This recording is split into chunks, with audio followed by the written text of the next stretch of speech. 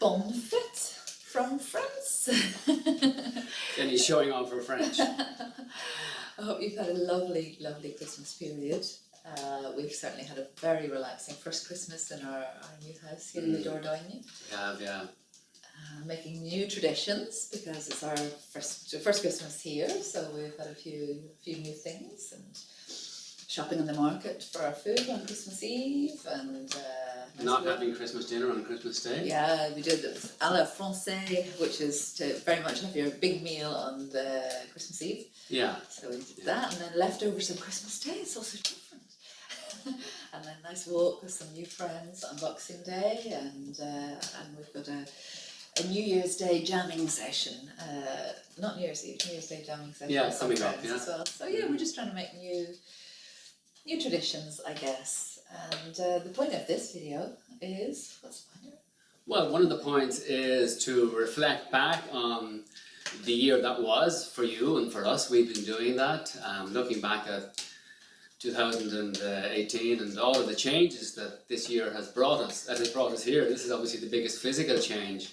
Lots of other changes and challenges too, and then using, I suppose, that information maybe to get real clarity on what it is we'd love to happen, we'd love to manifest, we'd love to co-create in 2019. So hopefully you get some inspiration from our little discussion, our little chat. 2018 was a really big year for us. Actually, this day last year, which was actually 2017, yeah, it was. This day last year was the day that we bought this house. We reviewed it yesterday last year and put in an offer of the asking price today last year, and it was accepted. And so we bought our house this day last year. So it's been a huge year. The year before was big because we left Ireland, but 2018 in terms of moving here into this house, into our new environment, making our new neighbours, making new friends, getting to know the house, the garden, having our first summer here with family and friends coming over and things like that. It's been a really big year, not without some challenges.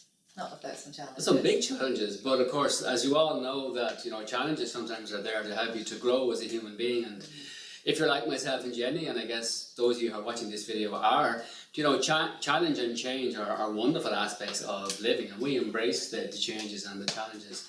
One of them for me was to learn to speak French reasonably fluently. One of the interesting things that happened for me was that as I opened up to learning French again, the part of my brain that used to speak Irish woke up as well. So I found myself sometimes speaking in French, maybe thinking in English, and then a second later beginning to think in Irish. So that was quite unusual for me, but it's been a real challenge in lots of ways for both of us. Yeah.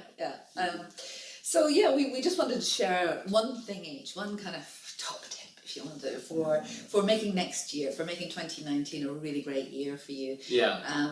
We're both flying back to Ireland the first weekend of January. Weekend, yeah. So to offer, Owen's offering 2 workshops, one in Belfast and one in Dublin, called Find Your Flow 19. So that's going to be very focused on well, I don't know, you're going to tell us maybe at the end. Yeah. And I'm offering a day for women called Women's Christmas Day on Sunday the 6th of January in Dublin as well. Yeah. Built into both those days, all those events is going to be time for reflection. So for me, the really, really important thing is, and always has been for 10 years, I've lived my life this way, and so far it's working pretty well, is to look at what didn't work for you in the year gone by. So spending some time maybe over this period in between Christmas and New Year, reflecting on the year, going right back to last January, all the things that have happened in your life, different challenges you've had, whether it be health, work, relationships, whatever that might be. Sorry for the noise in the background, it's one of our dogs having a drink. Delilah's drinking. So looking back on the whole year, and really reflecting on what didn't work for you and what you weren't happy with as you're coming to the end of that year. What are the areas of your life that you're really not fully satisfied with? And when we know what we don't want, we know what we do want. So taking the time to write out a long list of all the challenges, things you're not happy with, and then on the other side of the page, just very simply asking yourself the question, what do I want instead? So say for instance you're single, what do I want instead? I want to be with a loving partner who respects and honours me and who we can have a great fun together next Christmas. You know, so really... That'd be nice for you, wouldn't it? I know, I can't wait, it's on my list. So really using the contrast, the things that you don't like or aren't happy with to inform you for what you do. And that's such a simple exercise. I've been doing it for years and I'll be doing it again this weekend. Yeah. And Owen, your top tip for making 2019 a great year? Well, I suppose tied in with what you've just said about contrast, I know that the way that you teach is that when you get very clear on what it is that you want, you then work on finding out, well, what would that awaken in you? You know, what kind of feeling response would that elicit in you? What would be in the emotional state?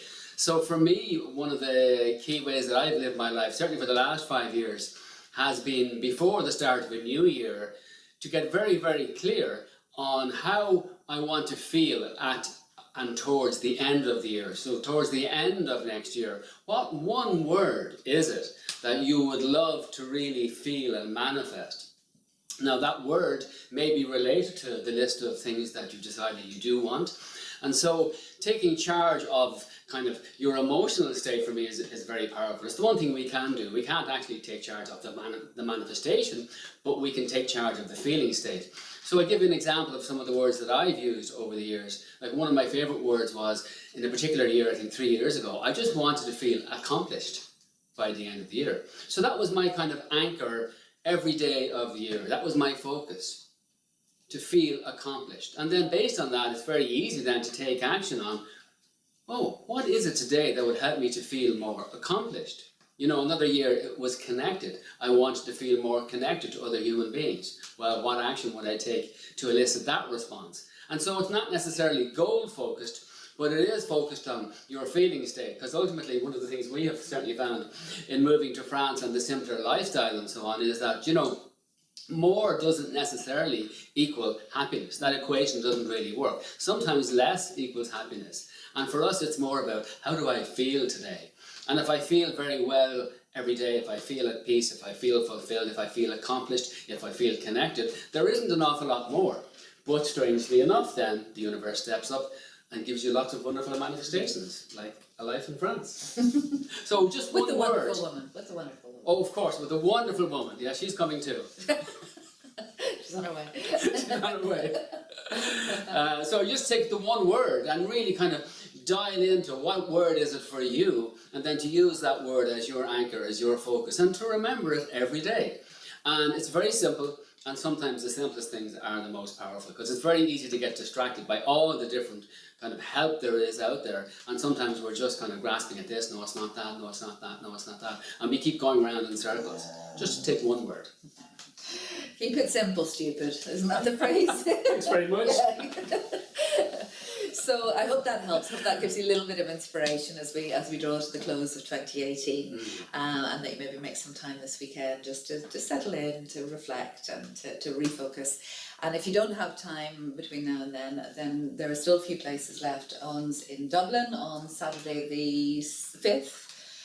Is that right? Saturday the 5th of January, for Find Your Flow 19, and then in Belfast the following day on Sunday the 6th of January, and I'm just north of Dublin on Sunday the 6th of January for a Women's Christmas Day, which is all about reflecting, relaxing and refocusing for the year ahead. So we'd love to see you there. It'd be nice to catch up.